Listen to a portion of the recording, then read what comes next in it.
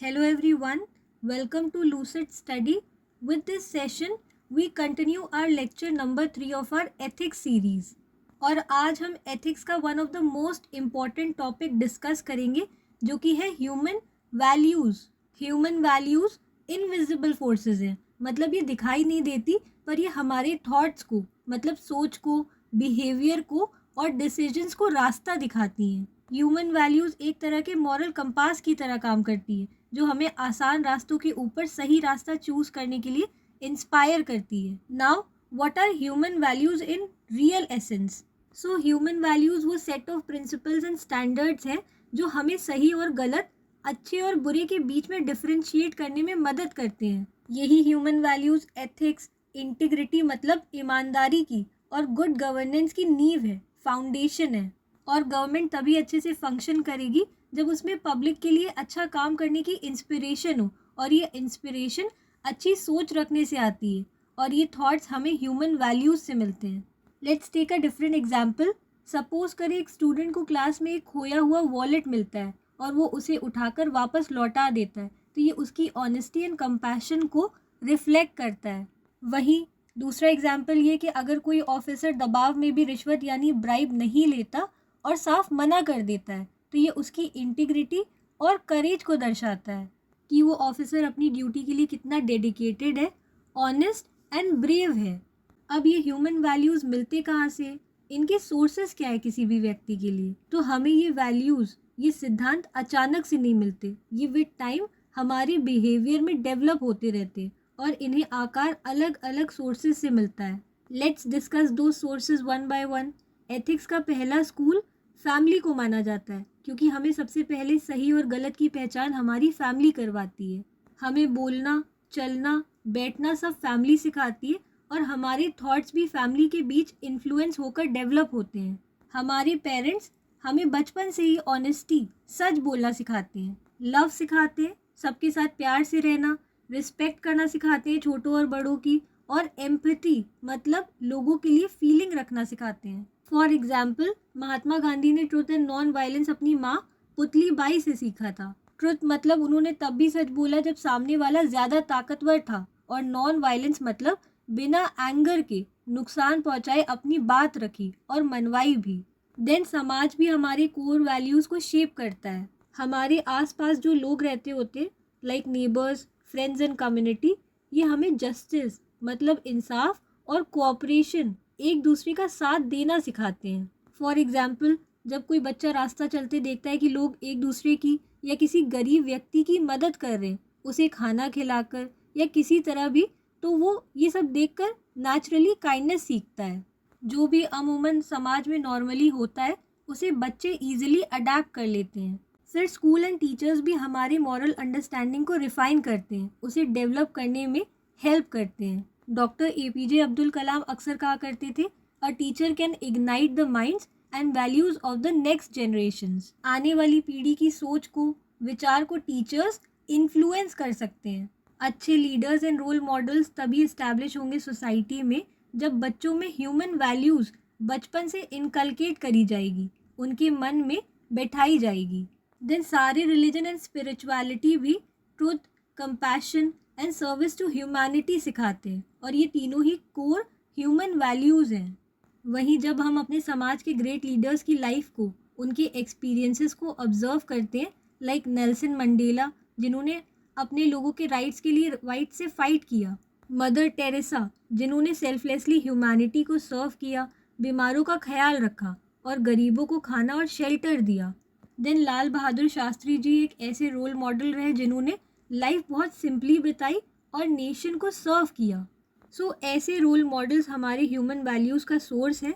We learn strong moral principles from the great leaders around us. Now कुछ important human values के बारे में समझते हैं जिन पर UPSC अक्सर चाहती है कि सिविल सर्वेंट्स उसे अपने बिहेवियर में डिमॉन्स्ट्रेट करे, उन्हें दर्शाए. फर्स्ट इज़ ऑनेस्टी मतलब बीइंग ट्रूथफुल. IAS ऑफिसर को हमेशा सच बोलना चाहिए. लाइक फॉर एग्जाम्पल, अगर किसी व्यक्ति के पास ज़्यादा पैसे रिसीव हो जाए तो व्यक्ति को उस बात को छुपाना नहीं चाहिए और मनी को रिटर्न कर देना चाहिए. Second human value is integrity which means doing the right thing even when no one is watching you. मतलब सही काम तब भी करना जब आपको कोई ना देख रहा हो। फॉर एग्जाम्पल, आईएएस ऑफिसर्स को सरकार से कई सारी फैसिलिटीज़ मिलती हैं जिससे वो अपनी ड्यूटीज़ को बिना ऑब्स्ट्रक्शन के फुलफिल करें। उनमें से एक एमिनिटी ऑफिशियल कार है जो उन्हें ड्यूटी पर यूज़ करने के लिए मिलती है, और उनका ये फ़र्ज़ होना चाहिए कि वो ऑफ ड्यूटी उस कार का यूज़ ना करें, अपने पर्सनल कामों में उसको इस्तेमाल ना करें। Then compassion, which is feeling others pain and helping them. जब आप दूसरों का दर्द महसूस करते हो, उनकी परवाह और मदद करते हो, तो इसे कंपैशन कहते हैं। फॉर एग्जाम्पल, अगर कोई ऑफिसर फ्लड में फंसे लोगों की मदद करता है, उन्हें जान पर खेलकर रेस्क्यू करता है, तो ये उसके कंपैशन को दर्शाता है।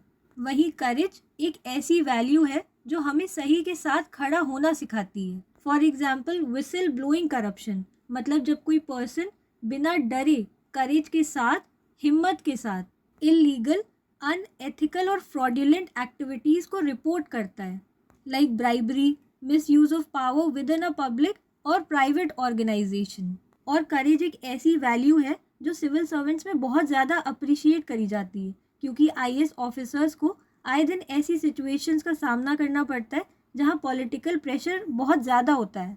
देन एम्पैथी एक ऐसा मूल्य है जो दूसरों की फीलिंग्स को, इमोशंस को समझने में हेल्प करता है।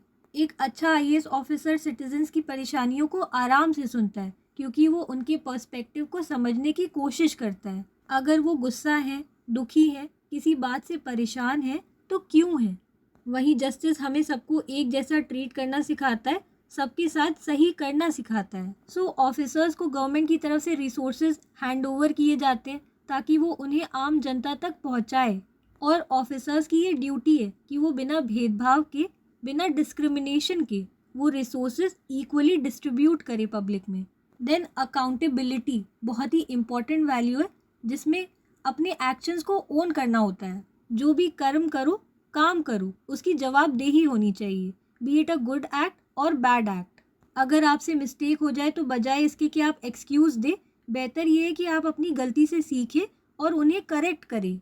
सो core human values are honesty, integrity, compassion, courage, empathy, justice and accountability. अब ये जो ह्यूमन वैल्यूज़ हैं वो सिविल सर्विसेज में क्यों इम्पोर्टेंट है? तो सिविल सर्वेंट्स प्रशासन की, एडमिनिस्ट्रेशन की बैकबोन होते हैं। एडमिनिस्ट्रेशन यानी गवर्निंग मैकेनिज्म चलता ही सिविल सर्वेंट्स के थ्रू है। वो ही लॉ एंड ऑर्डर को सोसाइटी में मेंटेन करते हैं, और इसीलिए उनके एक्शंस लाखों लोगों को डायरेक्टली अफेक्ट करते हैं। सो अगर कोई आईएएस ऑफिसर एथिकल है, सही और गलत की पहचान रखने वाला है, तो governance transparent and citizen friendly होगी, क्योंकि इस केस में ऑफिसर किसी के साथ गलत नहीं करेगा।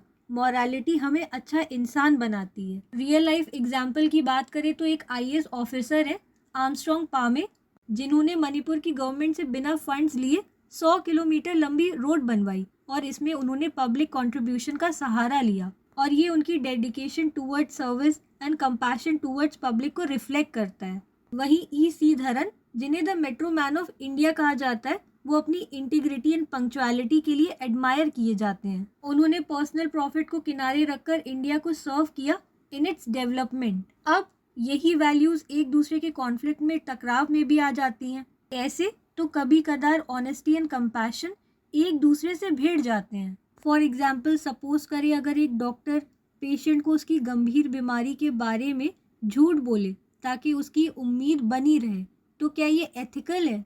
सो इसी तरह के सिचुएशंस हमारे मॉरल जजमेंट को टेस्ट करते हैं। क्या किसी के भले के लिए झूठ बोलना सही है? आप चाहे तो विस्तार से इसका आंसर लिखकर भेज सकते हैं। अब इन वैल्यूज़ को कैसे डेवलप एंड स्ट्रेंथन किया जाता है? First, reflect daily on your actions. दिन भर में आप जो भी काम करें उसे बैठकर सोचें कि क्या वो सही है या गलत। Practice gratitude and empathy. हमेशा जो मिले उस पर शुक्रगुजारी होनी चाहिए और दूसरों की फीलिंग को समझना चाहिए। Learn from mistakes. अगर गलती हो जाए तो उसे छुपाने या उस पर दुख मनाने से बेहतर है उस पर सोचे कि कैसे अपनी गलती को सुधारा जाए और उससे सीखा जाए। Read biographies of ethical leaders. ऐसे लीडर्स की लाइफ की बुक्स पढ़े जो सही और गलत का फ़र्क समझाते हो। सर्व सोसाइटी इन स्मॉल वेज। अपने समाज के लिए काम करे, चाहे वो छोटे स्तर पर हो। For example, keeping your surroundings clean, obeying laws and rules. जब लाल बहादुर शास्त्री एक स्कूल स्टूडेंट थे तब वो एक बार ट्रेन का टिकट लेना भूल गए। जब टिकट कलेक्टर आया तो उन्होंने अपनी गलती फ़ौरन मान ली और फाइन भी भरा। बाद में जब वो पीएम बन गए तब भी वो एक रेंटेड हाउस में रहते थे और उन्होंने कभी भी पब्लिक मनी का मिसयूज़ नहीं किया, न गवर्नमेंट से मिली एमिनिटीज़ को पर्सनल यूज़ में खर्चा। और इसे ही वैल्यू की कंसिस्टेंसी कहते हैं। छोटी बातों में ईमानदारी बड़ी जिम्मेदारियों में भी बनी रहती है। Honesty is a value that we learn through small situations and gradually in life. Now these are few UPSC oriented practice questions that you may look into और आप चाहे तो कमेंट बॉक्स में इन्हें प्रैक्टिस भी कर सकते हैं। ह्यूमन वैल्यूज़ सिर्फ मॉरल टीचिंग्स नहीं है बल्कि अच्छी लाइफ और इफ़ेक्टिव एडमिनिस्ट्रेशन के लिए ये इम्पॉर्टेंट है। जिस ऑफिसर के पास स्ट्रॉन्ग वैल्यूज़ होते हैं वे सोसाइटी में ट्रस्ट, जस्टिस एंड हार्मनी बनाए रखते हैं। So that's all for today's lecture. In the next session, we will discuss attitude, its meaning, structure, and influence on behavior.